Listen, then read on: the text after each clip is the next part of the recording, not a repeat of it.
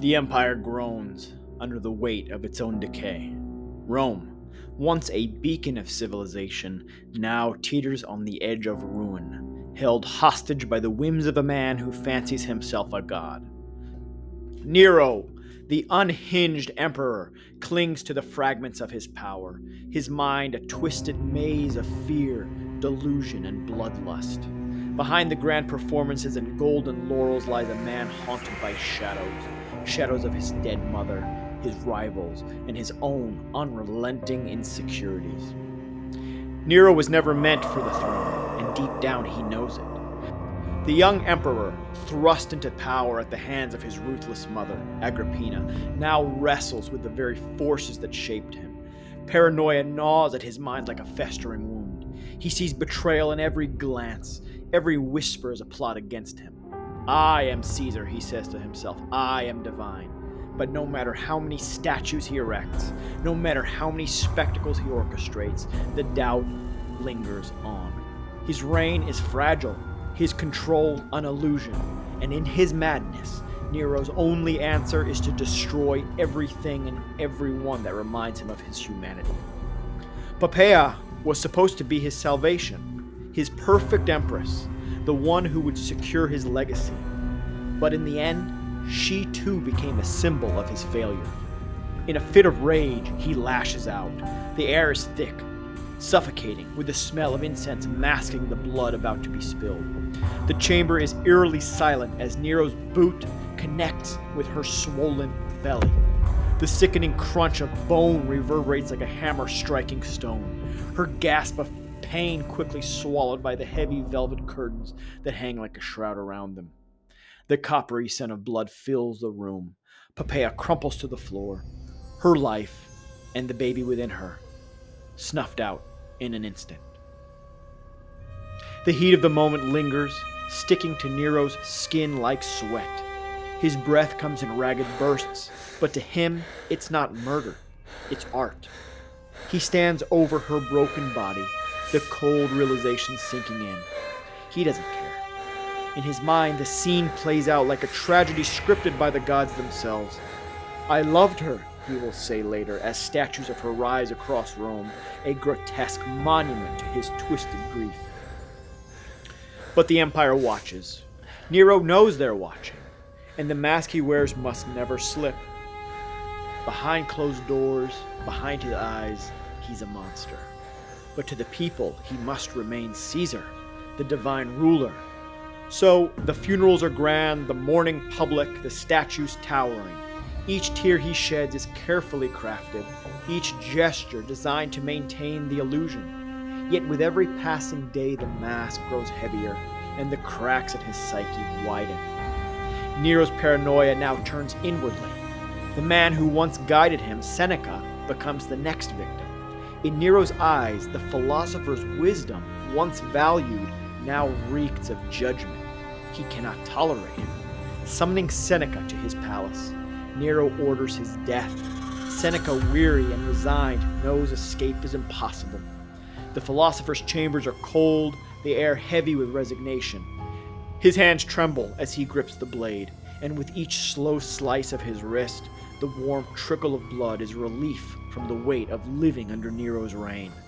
The philosopher sinks into the bath, steam rising as the life drains from him. Nero, from a distance, watches dispassionately. To him, this too is a performance, a necessary act to rid himself of the man who reminds him too much of his own weaknesses. Rome has begun to rot from within. Nero's fear of betrayal grows, and with it, his brutality. He orders the deaths of senators, nobles, even his closest allies. Each death is a step further into darkness, but it is also a momentary reprieve from his own crushing insecurities. The streets of Rome run red with blood.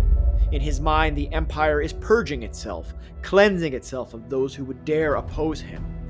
But the truth is simple. Nero is scared. Scared of losing the power he was never fit to wield. Scared of the ghosts of the men and women he's already sent to their graves. Even his own family is not spared. When Antonia, his stepsister, refuses his marriage proposal, it's not just a rejection, it's a betrayal. Nero's sense of control, fragile as it is, snaps. Antonia is dragged from her chambers, her cries for mercy drowned by the roar of the crowd. She is strangled, her lifeless body tossed aside, another victim of Nero's paranoia. His mind twists this act too into justification. She defied me. This is her punishment. But beneath the rationalization is a deepening madness, a mind unraveling, a man at war with his own delusions. Nero's descent into depravity reaches new depths with Sporus, the young boy castrated and forced to replace the wife Nero murdered. The emperor parades Sporus through the streets, his twisted imagination convincing him that the boy, this broken creature, is Poppaea reborn. The Roman people watch in horrified silence, their emperor slipping further into a delusion from which he will never return. Nero calls Sporus by his dead wife's name, each time reinforcing the lie that Poppaea is somehow still with him.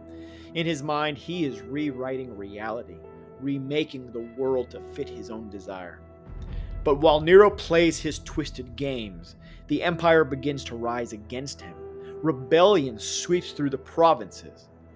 In Gaul, Gaius Julius Vindex declares war, calling Nero a comedian, unfit to rule. The empire's soldiers, once loyal, now march against their emperor, their battle cries drowning out Nero's delusion of grandeur.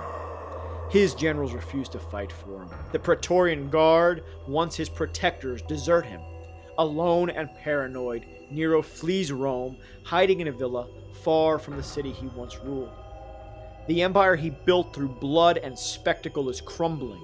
Nero, the man who believed himself a god, now stands alone, a hunted fugitive.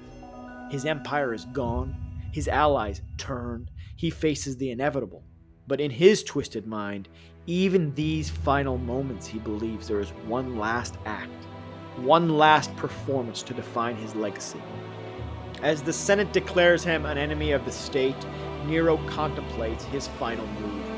What an artist dies in me, he is rumored to have said, his last grasp at the delusion that his life, his reign, was something more than a brutal exercise of madness and fear. In the next chapter, we will witness the death of Nero and unravel the lasting legacy of this emperor, who some believe was not just a man, but a model for the Antichrist. What final act of defiance will this tyrant unleash, even as his enemies close in? The end of Nero's reign will be bloody and horrific, like his reign itself. A fitting conclusion to the downfall of a monster who pushed the boundaries of human depravity toward their limits. Subscribe here at War and Wisdom and History to join us in this climactic finale where we will finally see the empire Nero built through blood and spectacle crumble around him. We'll see you in the next chapter of history.